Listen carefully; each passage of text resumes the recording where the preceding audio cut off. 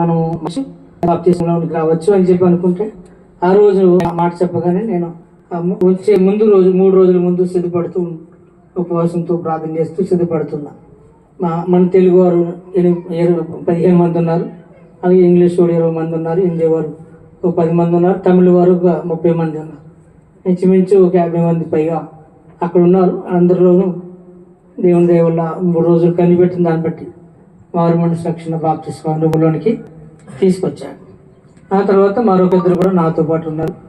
అక్కడి నుంచి నేను బయలుదేరి ఇంటికి వచ్చి యేసురత్న గారి పరిచర్యలో కొన్ని సంవత్సరాలు కొనసాగుతూ, ఆ తర్వాత మరి అన్ని గారు వాళ్ళ పరిచర్యలో అన్ని గారు ఎవరిని పిలిస్తే వాళ్ళ పరిచర్యలో కొనసాగుతూ వచ్చాను. ఆ తర్వాత దేవుని పరిచర్య కొరకు మళ్ళీ ఒకసారి కనిపెట్టి ప్రార్థన చేస్తే అప్పుడు 1999 ఆగస్టు నెలలోనే, అది కూడా ఆగస్టు నెల 3వ తేదీన దేవుడు మంచి మాట మాట్లాడాడు. యోవేలు గ్రంథం 10వ అధ్యాయం 12వ వచనంలో నీతి ఫలములు ఫలించినట్లు ఇదివరకు ఎన్నడూ దున్నని బీడు భూములను తునుడి అనే మాట ద్వారా దేవుని పరిచర్యకు రావడం జరుగుతూ వచ్చింది. ఆ పరిచర్యను మొదలుకొని 15 సంవత్సరాలు అలా పరిచర్యలోనే తిరుగుతూ వచ్చాను. అంతవరకు ఎందుకు నేను స్థిరపడలేకపోయాను అంటే, నాకు నేనుగా సరైన నిర్ణయం తీసుకోలేదు. మొట్టమొదటి తప్పది. రెండవది, నన్ను ఆదరించే సేవకులు కూడా లేరు.